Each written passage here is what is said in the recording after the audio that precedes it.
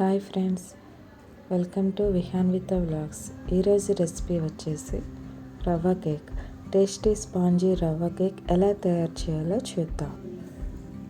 1 cup Suji రవ్వ, దాన్నే ఉప్మా రవ్వ, బొంబే రవ్వ అంటారు. ఈ రవ్వను మిక్సీ జార్లో తీసుకొని మెత్తగా గ్రైండ్ చేద్దాం.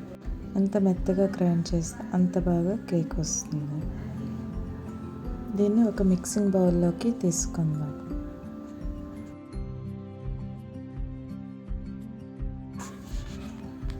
పంచదార ఒక 3/4 కప్పు పంచదార తీసుకొని మెత్తగా పొడి చేసుకుందాం. స్వీట్ తక్కువగా తినేవాళ్ళు 1/2 కప్ పంచదార సరిపోతుంది.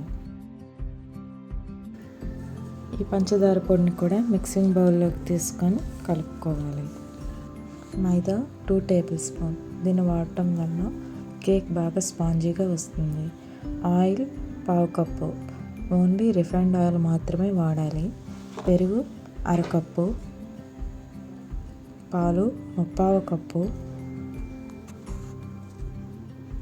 Essence vanilla essence 1 tablespoon. In case మీ దగ్గర ఎసెన్స్ లేదు అంటే యాలకుల పొడిని కూడా యూజ్ చేయొచ్చు.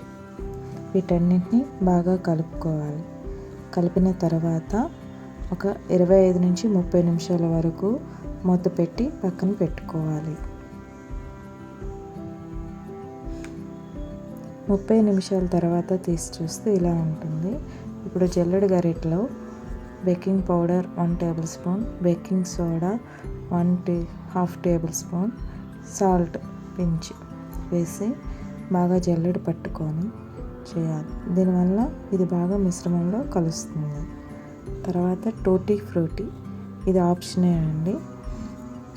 ఒక 2 టేబుల్ స్పూన్ టూటీ ఫ్రూటీని తీసుకొని కాస్త మైదా పిండి 1/2 టేబుల్ స్పూన్ కలిపి బాగా మిక్స్ చేసుకొని మిశ్రమంలో వేయాలి.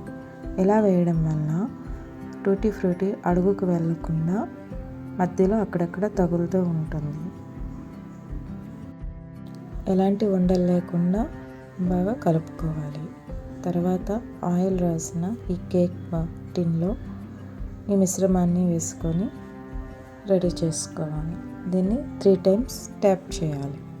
దీనివల్ల లోపల ఉండే ఈ ఎయిర్ క్యాప్స్ అనేది పోతాయి.